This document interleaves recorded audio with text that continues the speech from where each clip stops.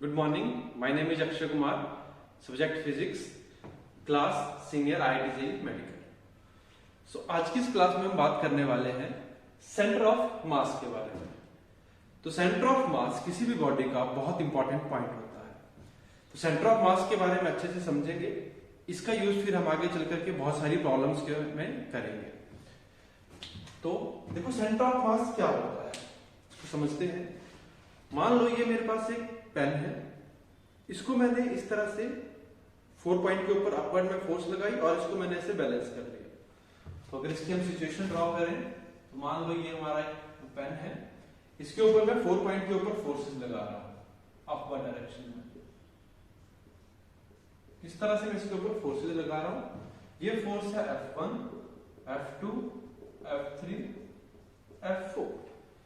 अब अगर ये वाला पेन जो है मेरा, अगर वो इक्विलिब्रियम के ऊपर है या रेस्ट के ऊपर है, तो वो कैसे रेस्ट के ऊपर है? मतलब इसके ऊपर जो नेट फोर्स लग रही है वो 0 लग रही है। तो यहां पर कौन सी फोर्स और इसके ऊपर लग रही होगी? डाउनवर्ड में फोर्स लग रही होगी, कौन सी? mg। तो यहां से देखो ये जो सारी फोर्सेस हैं F1 plus F2 plus F3 plus F4, ये सारी की सारी फोर्सेस मिलकर किसको बैलेंस कर रही है? बॉडी के वेट को बैलेंस कर रही है। क्लियर? अब हम क्या करते हैं, हिट एंड ट्रायल मेथड करते हैं और इस पॉइंट को, इस पेन को बैलेंस करने की कोशिश करते हैं सिंगल पॉइंट के ऊपर।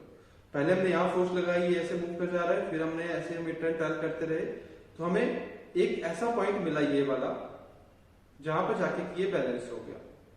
ठीक है, यहां पर देख सकते हो सिंगल पॉइंट के ऊपर मैंने फोर्स लगाई है और ये बैलेंस हो गया। तो इस कंडीशन को देखोगे, अगर ये पेन है, इसके ऊपर मैंने फोर्स लगाई है जिसने कि इसको बैलेंस कर दिया। डाउनवर्ड में इसके ऊपर फोर्स लग रही होगी ड्यू टू ग्रेविटी mg। अब यहां पर ये जो फोर्स है ये भी किसको बैलेंस कर रही है? इस मास को बैलेंस कर रही है। क्लियर? तो मतलब हम क्या मान सकते हैं कि बॉडी का जो सारे का सारा मास है वो कहां पे है?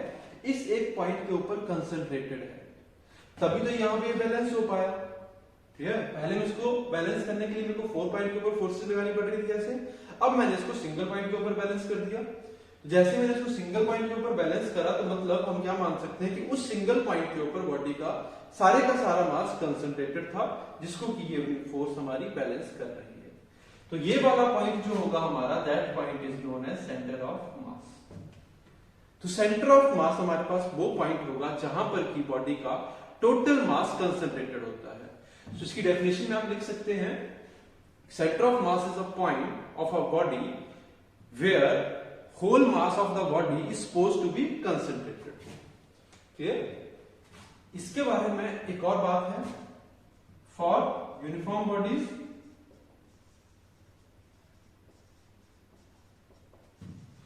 center of mass always lie at geometrical center। जब भी हम यूनिफॉर्म बॉडीज की बात करेंगे तो उसका जो सेंटर ऑफ मास होगा हमेशा वो कहां पे होगा? उसके ज्योमेट्रिकल सेंटर के ऊपर होगा। जैसे कि मान लो ये हमारे पास एक स्फीयर है, ठीक है, तो इस स्फीयर का ज्योमेट्रिकल सेंटर कहां पे होगा? इसके बिल्कुल सेंटर के ऊपर। तो इसका सेंटर ऑफ मास जो पॉइंट होगा वो कौन सा होगा? Centre of the sphere. जो सारे का सारा मास होगा वो कहां पे होगा कंसंट्रेटेड? सेंटर ऑफ स्फीयर के ऊपर। वैसे ही अगर मैं इस तरह से ट्रायंगल मानता हूं, इक्विलेटरल ट्रायंगल, तो इस कंडीशन में जो इसका सेंटर ऑफ मास होगा वो कहां पे होगा? At the centroid of the equilateral triangle, क्योंकि इसका ज्योमेट्रिकल सेंटर कहां पे होगा? इसके सेंट्रॉइड के ऊपर। So this point is centre of mass point. इसके बाद हम बात करेंगे सिस्टम ऑफ पार्टिकल के बारे में। जो सिस्टम ऑफ पार्टिकल है इसका बहुत इंपॉर्टेंट रोल है सेंटर ऑफ मास के अंदर। तो देखो सिस्टम ऑफ पार्टिकल क्या होता है, हमारे यूनिवर्स में जितने भी बॉडीज हैं वो सब किससे मिलकर बनी हुई हैं? पार्टिकल से मिलकर बनी हुई हैं। तो जितने भी फिजिकल सिस्टम यहाँ पे प्रेजेंट हैं उनको हम क्या कहते हैं? सिस्टम ऑफ पार्टिकल्स कहते हैं। So every physical system present is termed as system of particle। अब सिस्टम ऑफ पार्टिकल जो है हमारे पास वो दो कैटेगरी में डिवाइडेड है। First one is discrete object system.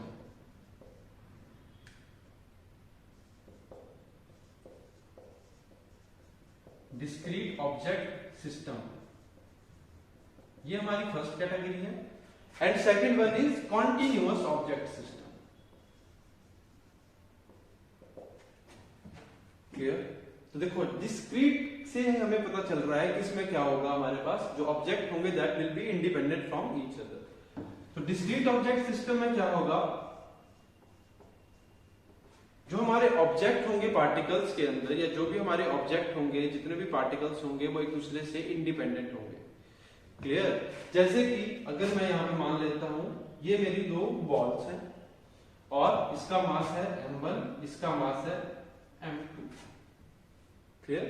And यहां से मान लेते हैं कि that m1 is greater than m2। अगर m1 का मास जो है वो m2 से ज्यादा है, उस कंडीशन में क्या होगा, जो इस बॉडी का सेंटर ऑफ मास लाई करेगा वो कहां पे लाई करेगा। देखो ऑब्जर्वेशन से हम बता सकते हैं कि इसका जो सेंटर ऑफ मास होगा वो कहां पे होगा, नियर द हैवियर बॉडी, की हैवियर बॉडी के पास इसका सेंटर ऑफ मास होगा। तो ये है डिस्क्रीट ऑब्जेक्ट सिस्टम। ये दोनों ऑब्जेक्ट एक दूसरे से इंडिपेंडेंट है, इनका एक दूसरे से कोई भी लेना देना नहीं है। बट अगर हम सिस्टम का सेंटर ऑफ मास निकालेंगे तो वो किसी एक पॉइंट के ऊपर आ जाएगा, वो हम बाद में सीखेंगे कि उसको हम लोकेट कैसे करते हैं। Second one is continuous object system.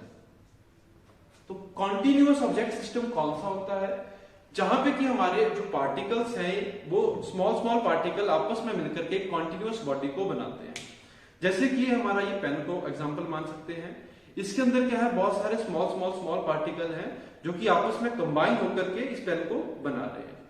So that is known as continuous object system. जैसे कि हमारी ये डिस्क है, अगर हम डिस्क की बात करें, इसमें क्या होगा, बहुत सारे स्मॉल स्मॉल पार्टिकल लगे होंगे और उन सब ने मिलकर के इस डिस्क को बनाया है। तो इसका जो सेंटर ऑफ मास लाई कर रहा होगा वो कहां पे होगा, इसके ज्योमेट्रिकल सेंटर के ऊपर होगा, क्योंकि यूनिफॉर्म डिस्क है ये। वैसे ही अगर हम यहाँ पे एक कोन की बात करते हैं, तो अब देखो कोन में जो मास डिस्ट्रीब्यूशन है वो यूनिफॉर्म नहीं है। देख सकते हो आप, यहाँ पर इसका मास क्या होगा, कम होगा, और बॉटम का जो मास है वो क्या होगा, ज्यादा होगा। तो हमें ये पता है कि जो सेंटर ऑफ मास होगा इसका वो कहां पे होगा, near to the bottom point होगा। सो सपोज कि अगर ये हमारी हाइट कितनी है, h है, तो ये वाली कितनी रह जाएगी, h/2। अब इसका जो सेंटर ऑफ मास लाई करेगा वो बॉटम पॉइंट के पास लाई करेगा। तो सपोज इसके जो सेंटर ऑफ मास है इसका डिस्टेंस यहां से कितना है, y। तो ये जो हमारा y होगा that must be less than h/2। जो y की वैल्यू होगी हमारी वो हमेशा h/2 से कम होगी। तो ये है हमारे types of system of particle.